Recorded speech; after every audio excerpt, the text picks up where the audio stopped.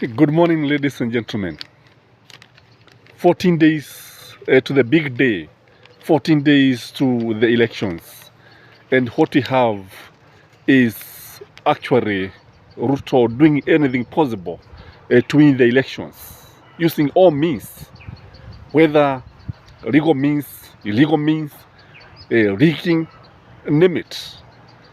I've been opining in this channel that this election to William Samuel Ruto is a matter of life and death. He can do anything to win these elections. But as you can see, this man has been caught with his pants down. Amepatikana, za mwizi ni 40 na zimefika zake. And this is very interesting because he has been saying that wamejipaga.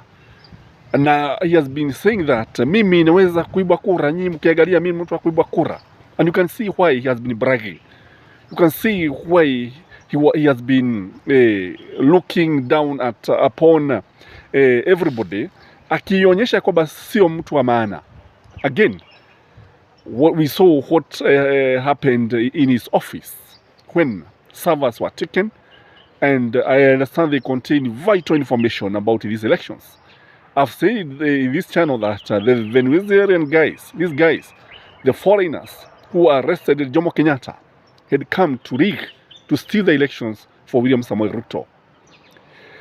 The DCI should now be looking at Davis Chirchir. Davis Chirchir could be hiding somewhere. This is a dangerous person. This is a person who was used in 2017 to rig the elections. Mtu uzaa neno likawa kubwa kumshida. Sio maneno yangu, ni maneno ya Hussein Mohamed, mwandishi wa Tanzania. It is important to know that Chirchir was created by Jubilee government, and he's turning out to be a thorn in the flesh. This man can easily interfere with elections. And there are, if you remember very well, there's one video I uploaded talking about the people to watch, and this was one of the guys that I listed, akina Itubi. Hao ni watu ambao wanafaa kuangaliwa with a bird's eye view, warm view and normal view. Wasiachiliwe kwa vyovyote vile. Even when they are going to the toilets, they should be followed to see what they are doing. If they are in the bunkers, if they are in the tunnel, they should be followed wherever they are. And you know that Ruto has been saying that hakuna mtu ambaye anaweza kumwibia kura. Now, what I want to say is that in war, a trick can only be used once.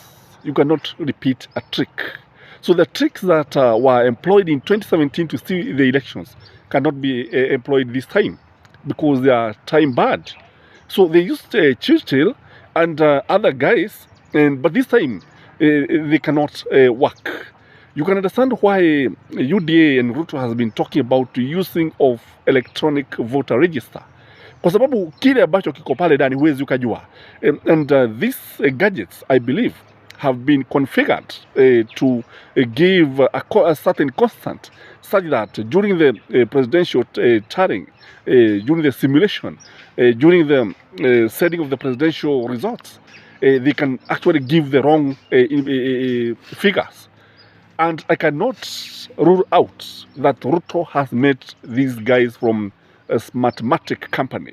You know, these people have been moving in and out of the country, going to Uganda, going to Dubai, going to where, and they have been going in a way that would be raise a lot of suspicion.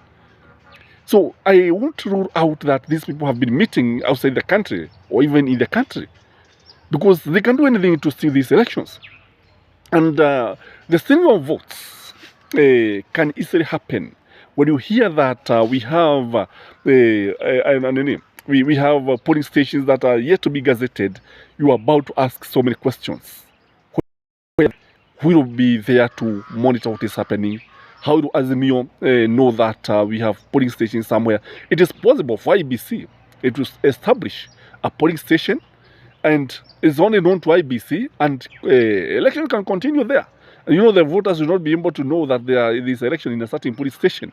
Tunaweza kuwa na a police station ameweza kuita police station hewa kwa sababu haipo, lakini voting is continuing. That is why they are insisting so much on electronic voter register, and we should not bend the law, and the law must be applied to the letter. Kwa hivyo kule kusema sisi tumejipaga sijui na Mungu na watu, kumbe ni kujipaga na wizi. Kwa hivyo kila neno ambalo hawa watu wanasema ni neno ambalo linafaa kuangaliwa sana, kwa sababu kule kujipaga sasa kunajitokeza ni kujipaga jinsi ambavyo watajizolea kura nyingi, kuiba kura. And I think this is very, very bad. The government as a machinery, that is what I want to say. And the government can follow everything that IBC is doing. It is not possible to rig elections when you are not in government. That is what I would like to say. Kwa sababu mikakati yote ambayo wanafanya inaweza kujulikana. Anything that they are doing. And the government also has the machinery to know what is happening in IBC. But one thing that I would like you to observe is that when you look at Chebukati, you see a clueless guy. You see a guy who has no idea. You see a man who is not even in control of IBC. Kwa kile kinaendelea pale ni serikali ihakikisha kwamba the government knows what is happening there inside the IBC. Kwa sababu if this is not going to happen, Ruto will save these elections. And I'm saying that the good thing is that we have the government machinery which is capable of doing and following everything that is happening in IBC, that these guys are doing, everybody that is working for IBC. Kwa sababu tulikuja kugundua kwamba even the Venezuelan guys were not working for Smartmatic company. They were not contracted by IBC. Kwa ulikuwa ni uongo wa Chebukati. Kwa unajiuliza kwa nini anadanganya? Why should he lie to the world that these guys are working for this nini? And when they were contacted, they did not even know IBC. They did not even have the contact of the IBC officials. So these guys were actually linked to Kenya Kwanza. Na kile ambacho serikali inafaa kufuatilia ni kuhakikisha ya kwamba Ruto chochote ambacho anafanya he's doing in a way that people should know what he's doing. That's what we are saying in a nutshell. And ukiangalia utaona zile hasira sasa ako nazo. He's mad with Uhuru Kenyatta. You know what this guy did is that he underrated Uhuru Kenyatta. He looked down upon Uhuru Kenyatta, and he didn't know that this man really make mistakes when he strikes. Anaangalia tu ananyamaza, but when he strikes, this guy is very shrewd. He's a shrewd politician. He's a schemer par excellence. A student of Moi, a student of Kibaki, a son of Jomo. Is somebody who has seen it all. Is somebody who has been in politics long enough, even when many of us could not be able to know what is happening in government. Ukiangalia utakuja kugundua ya kwamba everything is showing that Ruto is losing these elections. Everything is showing that Baba is winning these elections. And that is the bitterness now. Because you cannot tell me that Ruto is going to win these elections without over 90% of Mount Kenya votes. That is the game, quality game. Because definitely this man cannot get over, akienda sana labda mpe 55, not more than 60. How is he going to win the elections? How is he going to win the elections without the support of the Nyamira that voted to a man, to Uhuru Kenyatta? How is he going to win the elections even when in the North Rift they are drifting toward Azimio? How is he going to win the election? Because we are seeing now that even Mwagwa area has brought so many votes. How is he going to win the elections when his base has been eaten by Wajakoya? So, elections will not be leaked. That is what I would like to assure the guys. And we shall follow everything that is happening to the letter. We shall follow even during the election day. Tutakuwa pale, tukifuatilia kuhakikisha kwamba the will of the people has prevailed, and we are not blinking. We will do anything possible to ensure that there is free, fair, and verifiable elections. Keep watching this channel because we have more interesting stuff coming very soon.